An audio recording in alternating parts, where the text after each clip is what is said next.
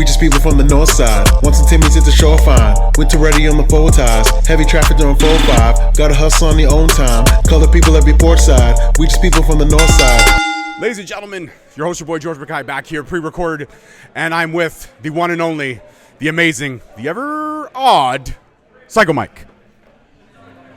Hello. I'm awkward. I'm going to apologize ahead of time because I didn't actually expect to be like watching myself as this is happening. So now I'm just really insecure. Now you're incredibly nervous? Oh, yeah. Well, I didn't mean to make you nervous. I apologize. You should have warned me that I should have warned you about the on-camera. That's me right there. That's me. That's what I look like. At least you're prettier than I Okay. am. All right. At least I'm not like hearing myself speak. No, you hear voices a lot, don't you? Yeah. Not anymore. Oh, is that? It got tired. It got played out. But I'll bust it. Yeah, one day I'll bring it back. One day you'll bring it back. So what has it's been 6 years. A lot has gone on in pro wrestling. We've survived a pandemic, all kinds of things. How have you been doing? What have you been up to? I've been doing fine. I don't know. It's a bit of a nebulous question. What I've been up to? I won the Smash Wrestling Championship belt. Yes. So that happened. And then after the pandemic, actually my first matches back were over in Germany. And how was that? It was absolutely incredible. I don't know. If you don't mind me storytelling, but Absolutely. So yeah, during that, I kind of took the whole pandemic more as like a mental and physical reset break just from pro wrestling. And it was, I don't know, when things were getting back into the full swing. It was a bit of stop and start here at the beginning, or I don't know, when it opened up for like a fortnight and then things shut down again. But I had actually a pretty difficult time, I guess, getting back into it. I don't know, it was like just feeling a bit insecure or whatever. And there was back in, I think it was 2022, I think it was. There was the WXW Carrot Tournament happening over in Oberhausen. And so Sabastian, Suave, the owner, promoter of Smash Wrestling, just reached out, maybe like a month ahead of time, asking if I'd be interested to go down to represent Smash Wrestling as part of the showcase show. And my mindset is usually just never say no to anything. So I said yes, but then immediately right after, they for like weeks before that, just nerves, and again the insecurity, because it'd been like probably like a year and a half before I. Wow. Yeah. So definitely concerns of, say, ring rust, maybe, and all those kinds of things. Yeah, and it's just also the first one back, like a new promotion, big stage, big opportunity, and it was, I don't know, self-inflicted, mind you, but just a lot of pressure. I also didn't want to let Smash and Sabastian down. And then when we went over, it was actually with Vaughan Vertigo I had the match with. And the night, so we did like the red eye over. So we land. I'm already jet-lagged, sleep-deprived. And I was split in a room with Seb. And he snored all night. And like I was legitimately thinking of just like smothering him with a pillow. Like that's how tired I was. I think I'm gonna, I actually considered just like killing my best friend. That's I say that in jest. I hope the government hears this. But don't worry. Yeah. And so the next morning, I probably fell asleep for all of like 20 minutes or whatever, and. Did you call him out in his snoring the next morning? Oh, I let him have it. But when you start seeing the sun come through the curtain, you're all right, this is it, right? And so we go down to have breakfast. Vertigo, we meet up with him. We're sitting together. He just looks at me and he's like you look like. I don't know if he said this exactly. It's just better for the story. He looks at me and says, like, Mike, you look like shit. And I just looked at him and I said, dude, I don't know how I'm gonna get through the day. Like I don't know. I don't think I could do the match today. That's why I said that to him. And so we get to the show, and it was even worse because, like, where they're running, like, this stage was it looked like WrestleMania to me. Like I can't even describe it and do it justice. But with all the lights, the production, the big screen, everything, and I'm sitting here thinking like I'm gonna botch the hell out of this. And then I'm just waiting for my second wind or third wind to come in, and it's not coming in. And so usually when I'm in this situation, I always feel compelled or obligated to, I don't know, like go next level or whatever it is. Just, oh, it's a new crowd. Maybe they won't like be as into the act. You know, when I'm around here, I feel like I have all this goodwill, so I can get away with stuff. If I try something new, it doesn't work. They're like, oh, normally he's good. That's fine. But I was just like the gears weren't really turning, and then I just kind of relaxed. All right, I'm just gonna trust the act, so to speak. And just like they brought me over here for a reason. Like, why try to adjust? Why change anything right now, right? And it ended up being one of the best matches I've ever had. Vertigo was an absolute like hero for me, just there for everything. And going in, doing the hard cam stuff, doing the body slam stuff. And I remember like you come out, nobody knows who the hell I am. And you get the like courtesy, applause or whatever. And then I just remember at the one point when we run the bit, and I call for the body slam. I got right before I called for it, I'm thinking maybe they're not going to have any of this. And when I called for it, and they erupted, that's when I finally relaxed. I was like, oh, okay, like I can do this. And then we did this little silly thing for a cutoff, and we got a "This is awesome" chant, and I was like, "Oh, cool! This is great." And I finally relaxed. And then the next night, we did a big it was 4 versus 4 or 5 versus 5 tag match, and I didn't actually know what my music was. And so we're backstage. I think we're all doing single entrances, and so we're backstage. Some music hits. And then there's this huge pop, right? And I just look at Jeff, and I'm like, is that my music? And he looks at me like, what the fuck do you think? And so I come out, and there's this huge, huge reaction for me. And I actually just had tears coming out of my eyes. What's that moment like, something like that, when you go to a new place, go to a new crowd, you have all the anxieties that you talked about, all the uncertainties, all the unknowns, and then you just go over there and you just win the crowd over, and they just accept you as if you've been there the entire time. It's... I don't even know what the word is. When I say that's not like a metaphor. Yeah, like I was literally just like I had to take there's only a handful of times where I actually got chills. That was one of them, and that's very special. Yeah, and it's just like. So I guess in a way you're happy you didn't say no. And Exactly. Yeah. And it's just it kind of had that epiphany where it's just. I don't like what, like why, like, why do I get into that spot where those insecurities come in, and then just like it means the world. Like it was, I'm not exaggerating when I say this. Like it's just literally life changing for me to experience that, and it was probably like the best thing that could have happened to me coming out of that long break, where. It gave me, I don't know if it sounds pretentious to be like, oh, I felt validated, but it also just gave me that motivation, and it gave me just like a sense of, like you always want to be wanted in a way, right? Yeah. Of course. Everybody wants to be heard, seen, and validated, and I don't think it's pretentious at all. I think it's honest. So I think thank you for sharing. Yeah. That's very honest. But it gave me just more confidence in myself, more confidence in the act, and I think just kind of like set me up to, lean into it more. And if this is like the way I always look at it, I mean, I wish I had my wits with me at the time, so I could have avoided all the anxiety. But it's just, if that's what brought you to the dance, and if they don't like it, or if it's not a fit or whatever, it's just, okay, it is what it is.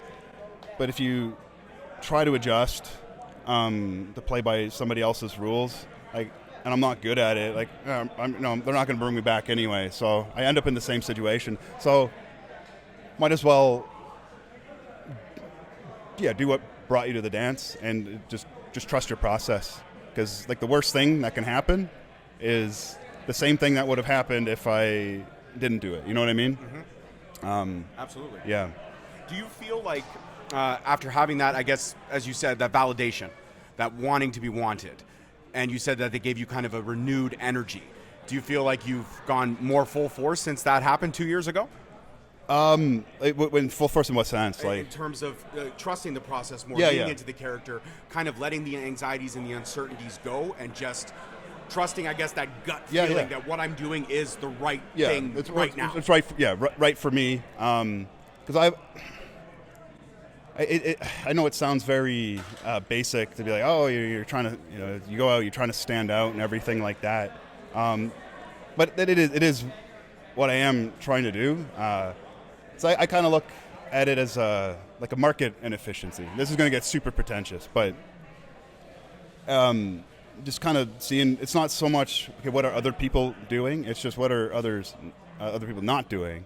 And if I can fill that void, it means, at least this is my mindset, is that if that's it's like, I guess, a less competitive market in a way, where it allows me to fill in that space.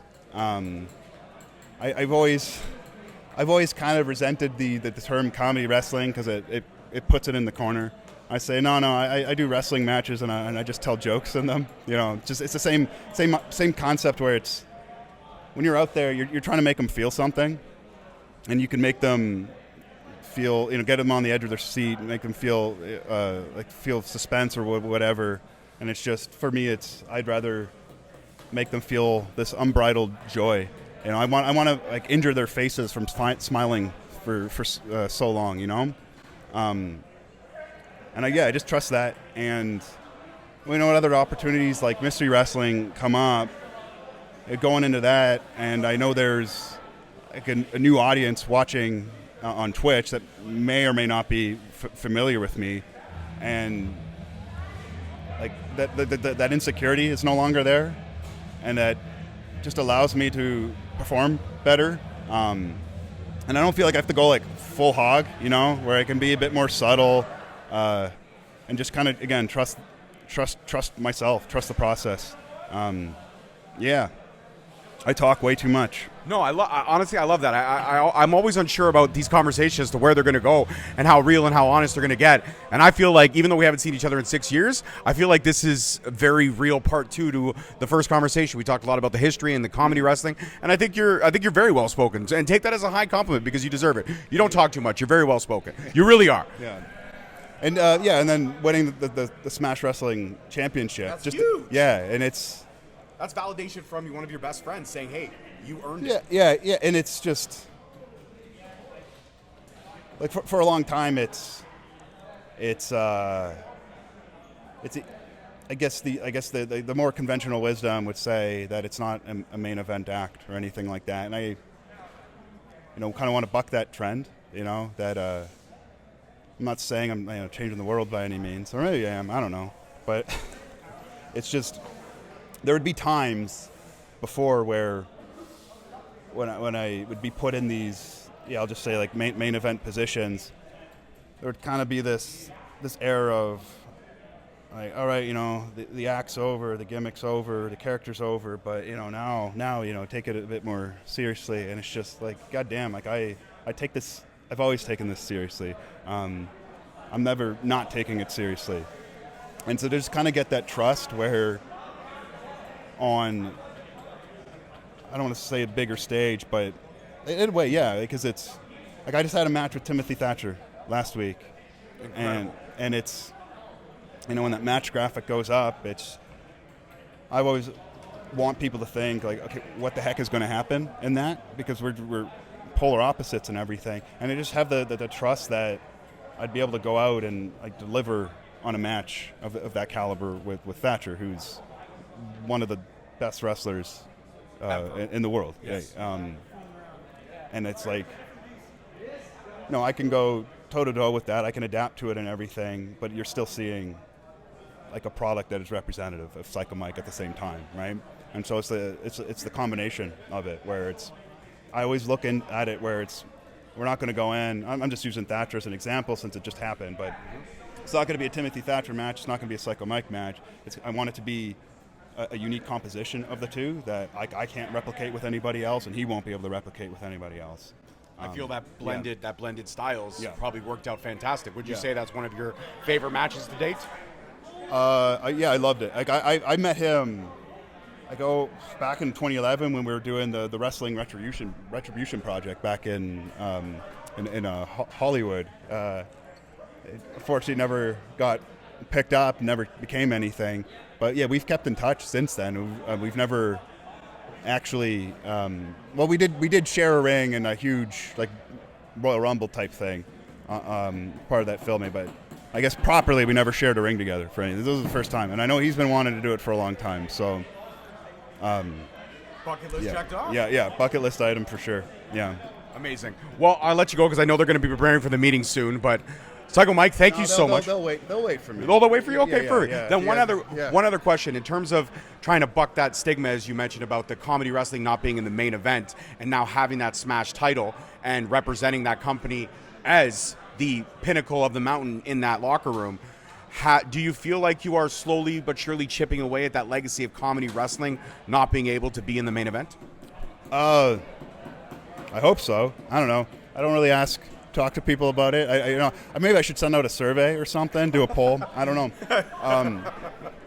But it just like the general sentiment in the locker room is. It was funny because it was just like Blackwood was at the event last week too. And I just overheard him talking to Thatcher. He's like, I don't know how he gets away with it. He pinned you with a body slam, and people are okay. Like I don't know how he gets away with it. Right? And so maybe, but there's still stakes involved. There's still the pro wrestling psychology is still there. Like I think it's like on the surface, it's easy to look at it and think, oh, he's taking the piss out of it too much or whatever it is, but I think the Battle Bell, hopefully at least it speaks for itself. Cecil Nix is here. Just come in, just give me a hug and do it on camera. Yeah, absolutely. As well. Hello. Mason, how are you, sir? Not too bad yourself. I can't complain. There you are. Thank you. Yeah.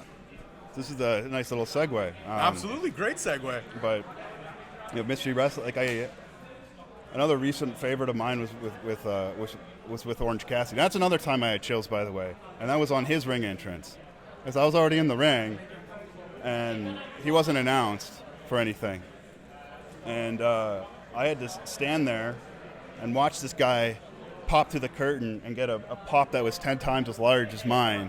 It was between you and me and everybody watching here. No, we were doing the hug. Yeah, we're doing the hug? Yeah. They're doing the hug. Yeah. Oh. Yeah. Hi. On my hat. There you go. Yeah. And then I was a little hot. Like, how is this guy so much more over than I am? But I was talking about Orange Cassidy. Oh, yeah. You remember that one. I do remember that one. You tell me your thought. You know what? You take over. Tell me your thoughts Yes. on the match with Orange Cassidy and how good it was. I thought it was amazing. I like how you're the first person to actually ask what's in the pockets. Like, you're the only one who's like, what's so special about his pockets? What was in his pockets? See, that's what I meant about market inefficiency, right? No one else is asking, so I asked, right? It's smart. Yeah. This is it's high IQ. You're intelligent. Psychology. Yeah. I'm not as dumb as I look or behave. But yeah, that was another one where, like that whole, like the funny story with that one actually. If you'll indulge me a bit more. Absolutely. So it was I was riding down with Jody Threat and Trent Seven. So Trent's asking me, like, are you excited for this match? And I told him, like, honestly, like, I'm a little apprehensive. He's like, why? I was like, it's because the deal is it's AEW was in town for their TV tapings, and I figured, this guy, he's not gonna want to do this indie show and take like a bunch of these like 15 body slams or whatever the hell it is, right? It's supposed to be a day off for him, and that's my whole act. So I actually don't know what I'm going to do. And we were just riffing on this idea, and I said, I should probably, how about this? I just grabbed the microphone at the beginning of the match and formally announced a heel turn. And then we came up with this idea of this this doctor's diagnosis. Can I say shit? Absolutely. Yeah. This doctor's diagnosis where I reveal that I've, unfortunately had my final pro wrestling match as a babyface because I've been diagnosed with a rare condition called being a piece of shit. And the whole reason I did this was because I thought, all right, and at one point, who wants to see a body slam? They cheer, and I go, well, too freaking bad. I'm a piece of shit, and I don't do it, right? So that was the whole thing. Like, I'm going to have this in my back pocket so I can still technically do the act, but the Orange isn't going to have to bump. But then he came up with the idea, because there was, it was Bryce Remsburg was there doing a seminar with all these referees. And so before I got there, Orange had already claimed that he's going to use all these refs in the match, and he already had this idea of doing like the 6 or 7 ref bumps or whatever it was. And so when I pitched him the idea for this whole piece of shit thing, he loved it. I didn't tell him it was because I didn't assume he wasn't going to want to take a bunch of bumps. And then he pitched the idea for the finish, where it was slam, kick out, bump the ref, and then, I don't know if you saw it, but... I did, actually. Yeah. Do that 7 times and everything. And I just thought it was funny in hindsight, where the only reason why I came up with it was so he didn't have to bump, and he took them all anyway. And it was his idea. But yeah, that was, a main event match. And with 2 very talented wrestlers. I don't think, no one batted an eyelash at that one. And so when that little clip did the rounds, felt very content, because it was just, I don't know, it was like the whole thing came together very organically as well, and that people saw it and responded to it and resonated, and it was just a lot of positive comments. But if you scroll down far enough, of course you get the one jackass who, but Internet they're trolls always at the bottom. Yeah, they're always at the bottom, right? I guess if you're not pissing somebody off, you aren't doing it right. But I forgot why I brought this up, but it made me feel good. It made me feel good. You brought it up exactly for that reason. It made you feel good. Mike, this has been phenomenal. I love the stories that you told. I love the experience, and I love talking with you. Thank you so much. I appreciate you, man. Care. That's it for this one, all guys. Right. Next week. They're waiting me for this meeting, right? So I gotta go do it now. Okay. We just people from the north side. Once the Timmy's hit the shore fine. Winter ready on the full ties. Heavy traffic during 4-5. Gotta hustle on your own time. Color people every port side. We just people from the north side.